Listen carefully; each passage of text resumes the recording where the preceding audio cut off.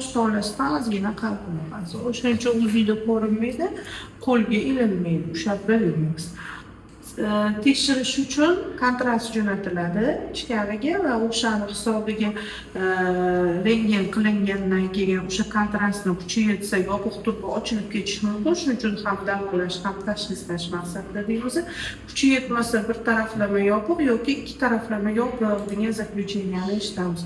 Ko'pincha ikkilamchi bepushtlikda muammo mana shundan qidirishni boshlaymiz. Turbalarni ochiq yoki yopiqlikda.